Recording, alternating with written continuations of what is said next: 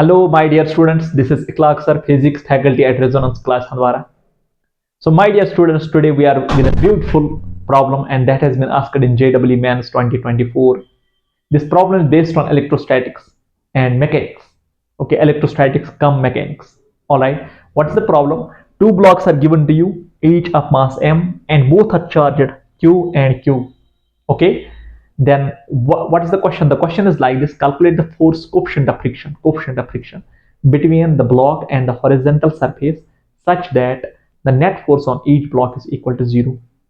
First and foremost, the net force on each block is equal to 0. What does that exactly mean? That means the upward force will be equal to the downward force, number one.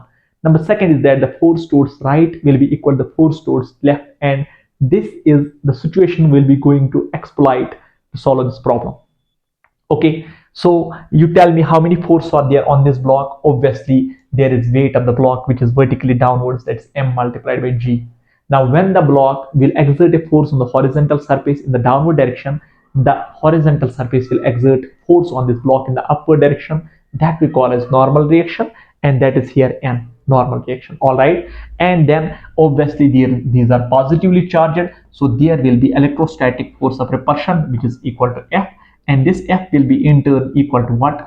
It will be equal to K into product of charges, which is Q square divided by R square, where R is the separation between these two blocks. Okay, now when there's force of repulsion between these two blocks, they will tend to move away from each other. Okay, and when they will tend to move away from each other, there is force of friction, and what this force of friction does is that it always resists relative motion between the block and the horizontal surface. Okay, so that means the force of friction will be directed inwards, will be directed towards right. In this direction there's a force of friction.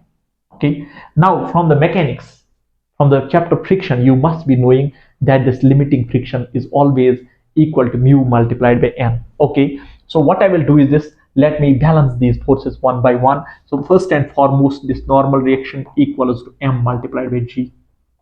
Okay, this is our equation number first. Upward force equal to downward force. Okay, the next is that the force towards right will be equal to force towards left. What does that mean? That means this force of friction has to be equal to this electrostatic force. Okay, now by the definition of limiting friction, this F is directly proportional to normal reaction, and thereby this F is equal to mu multiplied by n, and that's in turn equal to what? F. Okay, now let's substitute these values. Let's substitute the value of n, let's substitute the value of F, and let's see what happens. Okay, so it's like this: mu n किसके बराबर है? That's equal to m multiplied by g. And what about electrostatic force? That's equal to this K into Q square divided by what? Divided by R square. Okay, now my dear students, what we are supposed to calculate? We are supposed to calculate mu, and we are just one step ahead, one step behind. So this is mu is equal to what? It is equal to K into Q square divided by what? Divided by m into g into R square.